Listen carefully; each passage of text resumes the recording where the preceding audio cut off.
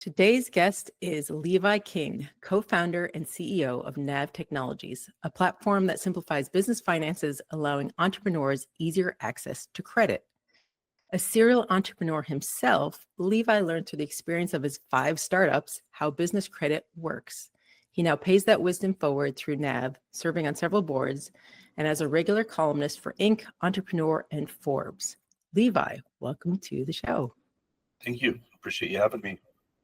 So I want to dig into this world of business credit. All entrepreneurs face this at some point, but not everyone loves it. Can you tell us a little bit about what started you on this journey and what sets your soul on fire about business credit?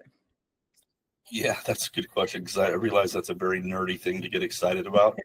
But once you felt the pain of having no business credit or bad business credit, then it gets all of a sudden pretty sexy, the topic, and pretty exciting to talk about. But as a business owner, it's a simple scenario. You have an idea, you figure out how to monetize it, and you got to bring in more revenues than your costs. And then you have a profit, like this 101. But it's hard as hell to get to that point. And so business credit is about 2 things. It's about leverage. So can I get leverage because I can get access to terms so I can manipulate my cash flow in the order of when I have to pay something versus when I get paid? And then it impacts your costs. And obviously the lower cost things in your business are, the higher the probability you can turn a profit or you can maximize a profit. And so the cost of your merchant discount processing rate, cost of your insurance, the cost of a lot of your supplier relationships, the ability to get financing beyond net 30 or net 60 terms, it just has a far-reaching impact on your business. In some industries, your customer will check your credit. And if you don't have good enough credit, you can't do business with a government entity. You can't put your products on the shelf of Walmart. And so there's just a far-reaching impact on small businesses, especially depending on what industry that you're in. So that's why I would say it's very sexy because it helps you with the cost of things within the business. It gives you leverage as far as when you can pay your bills and match up the timing when you're getting paid. Absolutely. It's a key unlocker, that is for sure. For somebody who is maybe their first round, their first company, and approaching business financing for the first time, you have the benefit of experience in this space. What's something you wish you knew starting out, or what's maybe that first piece of advice you give somebody who just is starting the space and like, I'm completely overwhelmed. I don't know where to even start. Where do you tell people to go first? The first are more like philosophies, right? Like money can solve all problems in business. It's not true in life. It's not true in a marriage or friendship, but it's certainly true in business. You can solve all your problems if you have enough money coming in the top of the business. But it's really to because of the business that I'm in, which is helping you understand your personal business, your personal credit, your business credit, your cash flows. Those are the primary data sets that third parties will use to make risk-based decisions on your business in those examples that I gave. So it's don't get sloppy. Like the leverage that you have financially is going to come based on your data and primarily those data sets. And it's easy to get sloppy when you're worried about so many other things, starting your small business and forget to pay that bill on time or this bill on time, or think I'll worry about that later and start to dig a hole. Like I'll pay that tax to the county. That's like this random thing I hardly understand. And then next thing you know, you've got a lien on your business credit from the county because you didn't pay a tax bill. And now you can't even get a business credit card. So it's really just the boring side of the business that no one, maybe accountants, but no other small business owners are like, ooh, I'm going to start my business because I want to understand data and make sure my data is healthy. That's not how most small business owners think. That's not exciting. That's the boring stuff, but you can't ignore it because it's really going to be a limiting factor in the outer years, even the outer months sometimes of your business, what you can and can't do. So I'm guessing Levi of 10 years old did not say, I want to be a business financing expert. At what point in your journey did you really decide this is the area you want to double down in? What was the key thing that said, you know what, I want to help other companies with this problem? Yeah, it's a good question. So my first company was very humble. It's like I use company with the air quotes for sure. I knew how to fix electric signs and install electric signs. I was a sole proprietor. I passed my test with the state of Idaho so I could do it legally. And I drove around at night, looked for electric signs that were burned out, and cold called the next day to say, I can fix your sign. Here's the price. It scared me to death because I'm an introvert. And so that was not natural to me. And the first month I profited $8,000, which I used to buy a boom truck. So I wasn't constrained to signs I could only reach from the ladder. And I got in the installation business, and within a year, bootstrapped my way all the way into manufacturing. So manufacturing, installation, servicing electric signs, That just happens to be an industry where you need financing a lot. You need net 30 terms, even up to net 180 terms from your vendors. If you're going to manufacture a job, you get 50% down. It's like this weird scenario where if you get 50% from the customer, they're a creditor to you, which is like counterintuitive. Wait, the customer's a creditor to me, but then my margin was only 10 to 15%. So as soon as I go over 50% cost of the job, now I'm a creditor to them. And all my suppliers, like my paint supplier, steel supplier, electric sign supplier, you had to rent equipment sometimes. All of them would give net terms if you had good business credit. And so it just happened to be a business where business credit was relevant all the time. And so drank from a fire hose and figured it out. And then bought a hotel, and I didn't realize that's a high risk industry. I was in a low risk industry. So then there was more learning. So each of those first 5 small businesses that I started, I learned a ton about not just business credit, but like how does my personal credit impact me as a business owner? There was a lot of content out there as a consumer, but nothing that spoke to me as a business owner. How does cash flow factor into all of this when a lender is looking at me? And so over time, I got 30 different commercial loans, from SBA loans, inventory loans, all kinds of financing.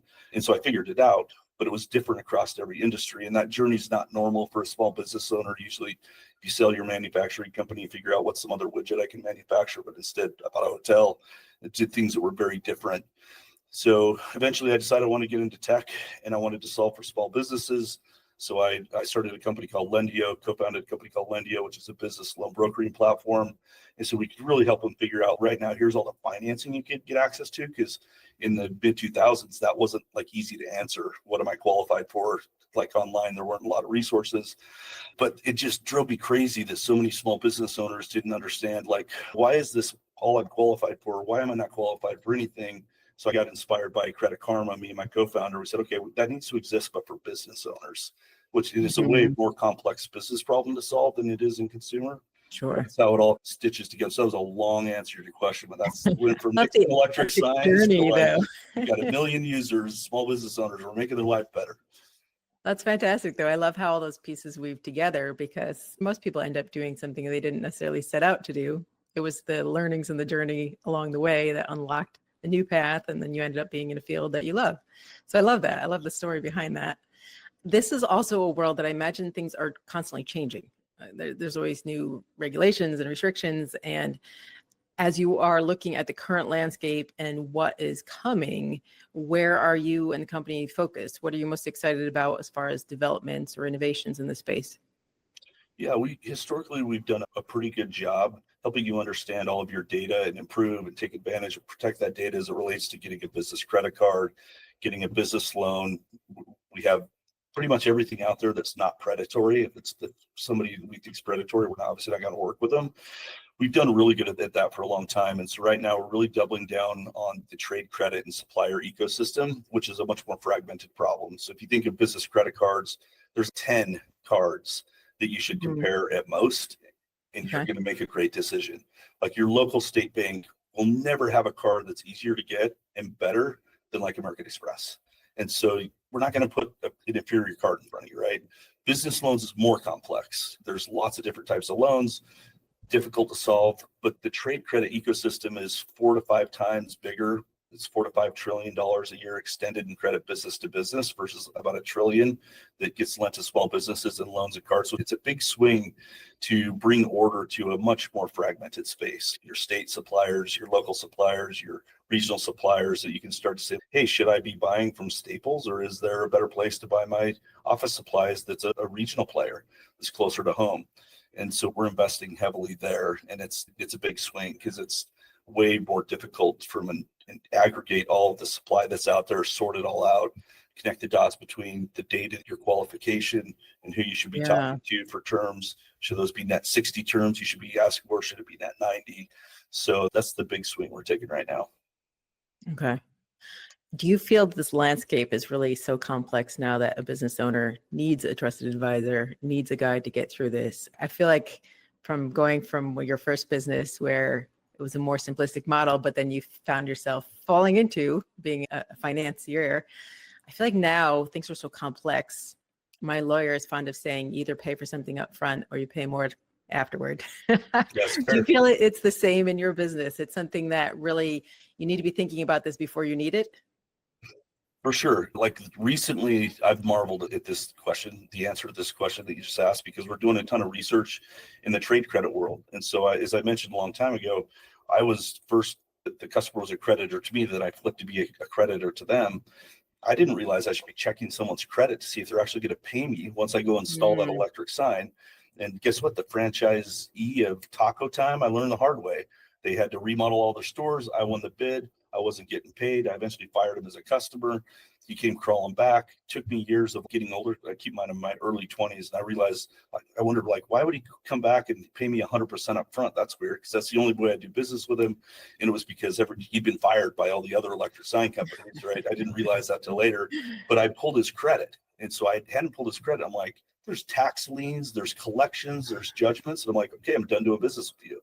And fast forward, right? That was back then. I at the time, I think I could order a Dun & Bradstreet report online and they faxed it to me. Like, that's how advanced stuff was, that at least I could order it online, right? Like, wow.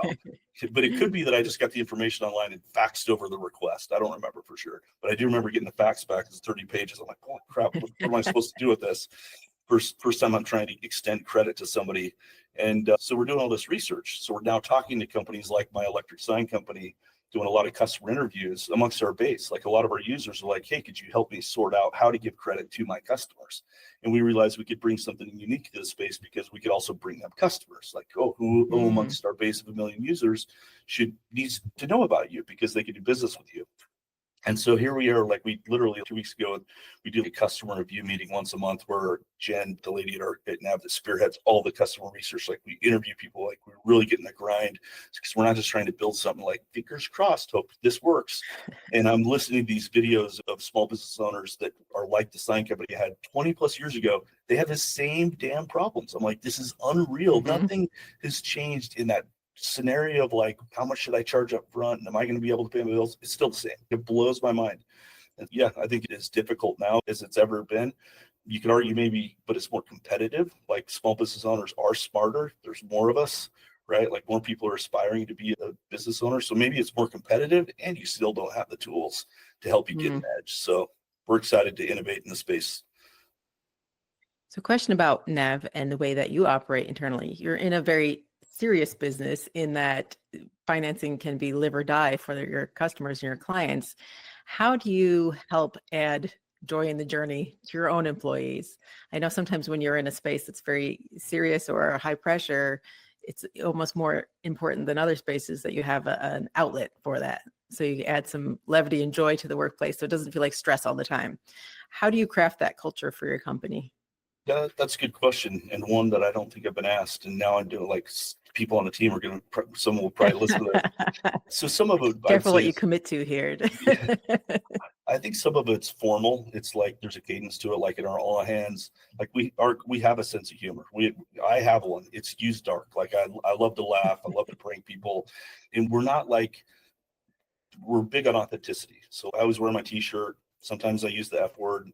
You get to be who you are at Nav. Like, when you walk through this door, like, this is a safe place to work. Psychological safety is a big deal. And so some of those are like rituals. Like, once a month, we're all showing up. We're talking about the good, bad, and ugly. Maybe we had our numbers, maybe we didn't. We're a super transparent company. My attitude is, if you don't know, you can't help. So why hide a bunch of stuff from people at the business? Yeah. And then we have our flavors. So we have our values. We're really live to those values. People get shout outs during the month. Hey, they went over the top, and here's the story. And then we pick 3 people a month to recognize. And so there's a lot of things like that are rituals, but I think more of it, the biggest part of it is just, if you recruit through the values you have as a business, and you're really looking for people who are mission, vision driven, a lot of stuff sorts itself out on people having fun. And it's a big deal to me that people at Nav find personal and professional fulfillment working here. I do. So I'm like, if I get that, why shouldn't other people get that? And I like to say to the team sometimes, like, this idea that it's just business. Like, I just hate that phrase, because, like, I know an asshole made that up and it was catchy, and then other assholes just use that as an excuse to be assholes. But if businesses are made up by people and they serve people, like, how is business just business? And so I take it personal. I see people who work at Nav, like, they're talented, they could work anywhere, and they looked at our mission and vision, which was me and my co-founder's dream, and they said, I can get behind that. I'm going to give these years of my life to that mission and vision. Like, how is that not, why should I not take that personal? That is, like, right. Deeply personal. And so I want to treat people the same way. Like I take it personal. Thank you. And so I think just having a level of respect and understanding of each other and assuming the best of each other makes it a lot easier to get through hard times, like difficult problems and different challenges, when you don't worry about the people around you. Do they have my back or not? I like that. It's also a really nice segue into my next question I was going to ask. If this is not your first founder story, this is not your first startup, what does success look like for you with your current company, and how is that different from previous companies? Usually in the later season of life, once I've done something once, the next time I do it, I refine my goals, and then I do it again, I refine my goals. So what does that look like, and how is it different from your first couple companies? Yeah, good question. So I learned in my 20s, one of my small businesses, I was a franchisee to Filter Fry. It's a restaurant servicing business that I won't go into, but I just did it because it was like my friend was doing it and he was doing really well. I'm like, okay, make money doing this. And Yeah. I grew up in American poverty, which I say American because like it's pretty good to be poor in America compared to other countries. But like in my 20s, it was like, I'm not going to be poor. That was like what drove me professionally. I enjoyed things that I did, but I did not like that business. I had a chance to sell. I made money, and I'm like, never again. In fact, I hate the hotel business too. So two of the first small businesses I hated, and luckily I made money. And like literally, it was luck in both cases. Story for another day. A lot of entrepreneurs don't acknowledge the role of luck in their life, but it's always present. Like in all successes, luck is present. So as I got older and smarter and wiser, and had made money, it was like, what's going to leave an impact? Is there anything that I could do at Nav that's like lasting? Like I think the greatest compliment to an entrepreneur is the business lived beyond you, the value prop lived beyond you, the impact lived beyond you. Whereas most people they want to hold on to control forever. This is about me. It's actually the greatest accomplishment is to build something that doesn't need you. That is incredible if you can pull that off. And so that's the goal, is the multi-generational impact at Nav on small business. Like business credit's not going away in our lifetime. Like AI is not going to change a lot of the fundamentals. In fact, you could argue like a lot of people are going to try to be small business owners because so many white collar jobs are going to get knocked out. But like, I don't think a robot's coming to fix my toilet anytime soon. And I don't know that I would trust a robot. That's weird. Like I think that stuff's out there a long ways. So I think small business owners are going to be in a better spot with AI potentially than lots of other industries. If you're an auto repair mechanic, like you own your shop, like AI is probably not coming to take your job anytime soon. And so for us, it's like we're very mission driven. Like I've made money I got checked that box a long time ago. Not going to be poor, thank goodness. And so it's about the impact. Like we have about 1 million users right now. We will never make money on at least half of them ever. So this is like this philanthropic aspect to our business. This like we give them all this data and software for free, and they never upgrade and pay for our software because they don't think they need it, and maybe they don't, and they never take our advice and go get an American Express card or take our advice where we get paid by a third party. And that's okay. That's our model, is we're always going to make money on half of the folks, and luckily that all adds up to good enough unit economics and we can thrive as a business. But it's just that mindset. Fundamentally, we want to have a positive impact on small business USA. If they got more money and they're doing better, they can pay their own people better. So much of it has an impact on a local community. And maybe we drink too much of our own Kool-Aid, but that's how I feel about it. So what's next for you? What's next for the company? Where do you want to go next? What do you want to learn or develop for you personally next? What's on the horizon? Next is just, we're having it like 1 million sounds like a lot, right? But there's 30 million small businesses in the US, and all those million, they aren't engaged at the same level. Like someone like, I'll check it out now and then, like I'll just keep tabs on stuff. They're not really getting to work to improve their situation. So I feel like we're just scratching the surface. So we need to have a far greater impact on a lot more small businesses. Some of the ways we're doing that is, like I mentioned, in the Net 30, the supplier vendor ecosystem, by having an impact there. Eventually, we'll need to look at other geos. But first, I was born and raised here. I love the globe. My wife and I have been to almost 90 countries, but like I got to take care of this country first. But I do have international ambitions and have done enough diligence to know there's certain geos in this world that our software would work very well and improve small business owners' lives in other places. But right now, we got to do more for the customers that we already have. We know how we're going to do that over the next year or two, but we need to have a bigger impact on more small businesses. Like the more you engage with our product, the better your data is, the healthier your business is. Like we've got enough data now and enough small business owners to know like we actually have that impact. It's not imaginary. That's awesome. Do you have a overarching mantra or quote that you love, or guide that kind of motivates you? I've got a lot. Like it depends on if I'm talking like to my wife and I have 6 daughters, and There's certain things they get sick of me saying, but almost nothing that makes us mad every day actually matters. And so I find a zen, like almost nothing matters. Personally, professionally, like you think it does, and then you're just spending energy on something that you don't need to. And then kind of connected to that is live a life of no regrets. Like we're all going to make mistakes. If anything you regret, that thing is still costing you. You're still spending emotion, psychological energy on it. So just let the past go. We're all going to fuck up now and then. Just don't sweat it too long and don't have regrets. So things I wish I would have known, like perspectives I would have had before I started having panic attacks in my early 40s and had to sort it all out in therapy. That's good advice, though. My husband and I, we've only got 3 kids, and that's enough to keep us on our toes. So good on you with the 6. But we like to always say that it's cliche, but the don't sweat the small stuff, and it's all small stuff.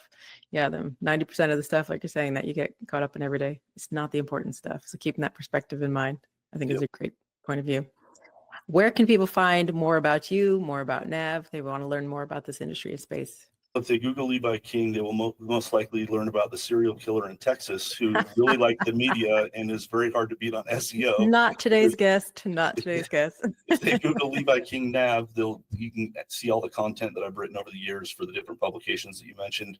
I'm on LinkedIn /Levi King. Claimed my URL early, so I'm an easy one to find. And my company is nav.com. If you really want to talk to me, shoot me an email on LinkedIn or connect on LinkedIn, but I'm pretty visible. Just don't confuse me with the serial killer. Perfect. We'll put all the links in the show notes as well. Levi King, thank you so much for joining us. You bet. Thanks for having me.